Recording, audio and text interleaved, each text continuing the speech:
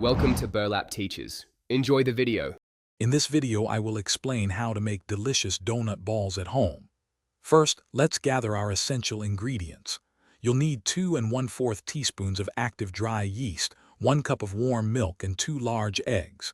Don't forget 1/4 cup of granulated sugar, 1/2 teaspoon of salt, and 3 cups of all-purpose flour. Finally, have 4 tablespoons of unsalted butter, softened, ready to go. Having everything prepped makes the process much smoother. Now let's get our dough ready. First, activate your yeast in warm milk with a little sugar. Let it sit for 5 minutes until foamy. Then in a large bowl, combine the yeast mixture with your eggs, sugar, and salt.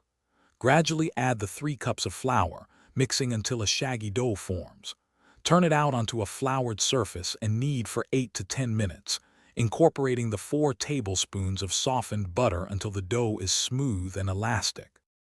After kneading, it's time for the dough to rest and rise. Place your smooth dough in a lightly greased bowl, cover it with plastic wrap, and let it proof in a warm spot. This usually takes 1 to 2 hours, or until the dough has doubled in size.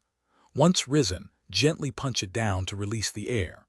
Then roll the dough into small, uniform balls, each about 1 inch in diameter, ready for frying. Finally, the exciting part, frying and finishing. Heat 3 to 4 inches of vegetable oil in a deep pot to 350 degrees Fahrenheit. Carefully drop a few donut balls into the hot oil, making sure not to overcrowd the pot.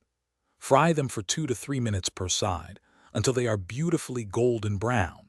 Remove them with a slotted spoon, drain on paper towels, and then toss them in a delicious sugar and cinnamon mixture while still warm. Enjoy your homemade donut balls.